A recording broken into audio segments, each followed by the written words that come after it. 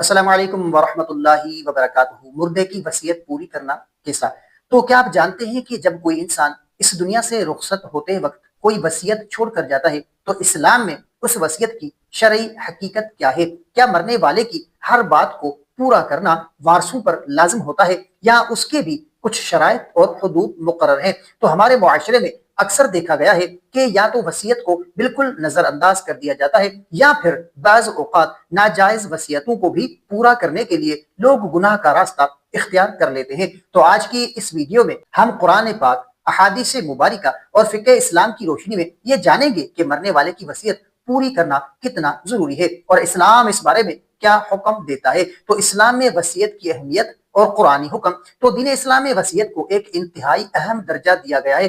قرآن مجید میں جہاں بھی وراثت، مرنے والے کا چھوڑا ہوا مال کی تقسیم کا ذکر آیا ہے، وہاں اللہ رب العزت نے واضح طور پر فرمایا ہے کہ مال کی تقسیم وصیت پوری کرنے اور قرض ادا کرنے کے بعد ہوگی۔ تو اس سے معلوم ہوتا ہے کہ مرنے والے کے مال میں سے سب سے پہلے اس کے کفن، دفن کے اخراجات نکال لیے جائیں گے، پھر اس کا قرض ادا کیا جائے گا اور اس کے بعد اس کی جائز وصیت کو پورا کیا جائے گا۔ جائز وصیت کو جان بوجھ کر تبدیل کرنا یا پورا نہ کرنا سخت گناہ ہے۔ تو شرعی نقطہ نظر سے وصیت کے احکامات کو صحیح طرح سمجھنے کے لیے ہمیں تین باتوں پر غور کرنا ہوگا۔ تو سب سے پہلی بات کہ جو ہے وہ وصیت کی حد۔ تو شریعت نے مرنے والے کو یہ حق تو دیا ہے کہ وہ اپنے مال میں سے وصیت کرے، لیکن وارثوں کے حقوق کے تحفظ کے لیے اس کی ایک حد مقرر فرما دی ہے۔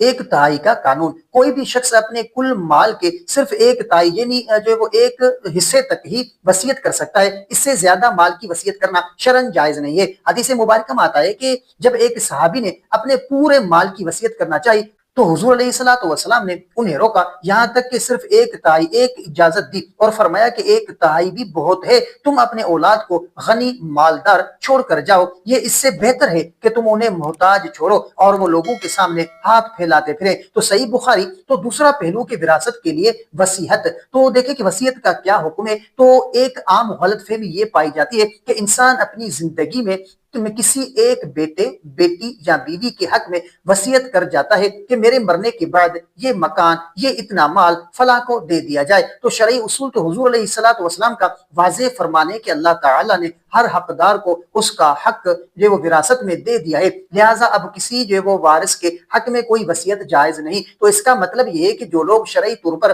وراثت کے جو وہ حقدار ہیں، جیسے بیوی، بچے، والدین، ان کے نام پر علیحدہ سے وصیت نہیں کی جا سکتی۔ ہاں، اگر مرنے والے کے انتقال کے بعد تمام عاقل اور بالغ وارث اپنی مرضی اور خوشی سے اس وصیت کو نافذ کرنا چاہیں تو اجازت ہوگی، ورنہ قانون وراثت ہی لاگو ہوگا اور وصیت صرف ان لوگوں کے لیے ہو سکتی ہے جو وارث نہ ہو، مثلا کوئی جو وہ یتیم پوتا، غریب رشتہ دار یا کوئی نیک کام۔ اور تیسرا پہلو کہ جائز اور ناجائز وصیت کا فرق۔ کیا مرنے والے کی ہر بات ماننا ضروری ہے؟ تو دیکھیں کہ شریعت اس بارے میں بالکل واضح ہے کہ شریعت کا واضح اصول ہے کہ اگر وصیت کسی اچھے کام، مثلا مسجد، مدرسے، غریبوں کی امداد کے لیے یا کسی ایسے رشتہ دار کے لیے ہو جو وارث نہیں اور وہ کل مال کے تیسرے حصے کے اندر ہو، تو ایسی وصیت کو پورا کرنا وارثوں پر فرض اور لازم ہے۔ اور ناجائز وصیت، اگر مرنے والا کوئی ایسی وصیت کر جائے جو شریعت کے خلاف ہو، مثلا یہ کہے کہ میری فلاں اولاد کو عاق کر دیا جائے یا کسی گناہ کے کام، سود یا غیر شرعی رسم و رواج پر مال خرچ کیا جائے، تو ایسی وصیت بالکل باطل اور گناہ ہے۔